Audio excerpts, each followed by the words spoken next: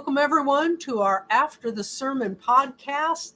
This is our opportunity to dig into what we preached on Sunday morning and ask some more questions and go deeper than just the sermon time in worship allows us. I'm Pastor Sue Coller, and I've missed being here for a few weeks while I was on vacation. Nancy, you held down the fort well, talking to Kara Hillhouse the few weeks I was gone, but I'm excited to be back and have this conversation with you again.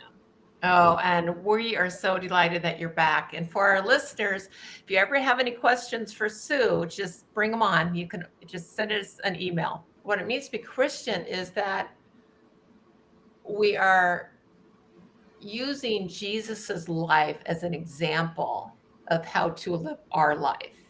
And it's rooted in his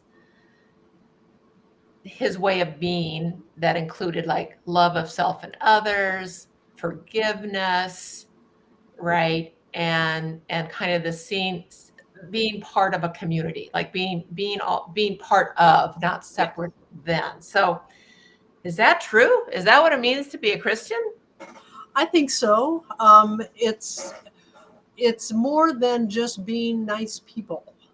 One of the things that I've struggled with over the years is when people ask me, well, why should I be a Christian? Or they could say, this is the other thing I hear, I can live a good life without being a Christian. And absolutely, you can lead a wonderful life without being a Christian. You can be a wonderful contributor to our society. You can love others. You can help others.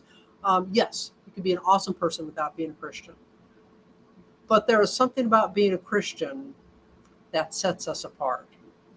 And yes, it is following Jesus' example, but we don't want to water down Jesus' life to just saying he healed the sick or he released people's burdens from the weight of the religious rules that they lived under.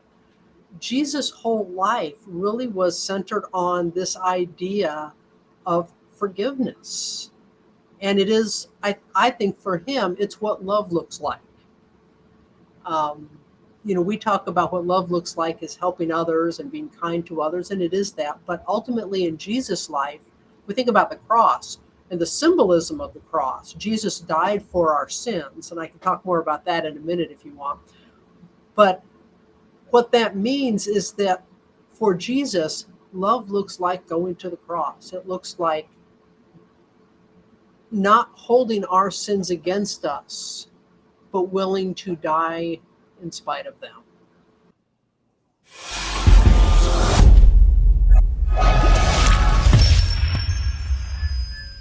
Thanks for joining us at First Presbyterian Church, where faith is nurtured, curiosity encouraged, diversity welcomed, and all are loved.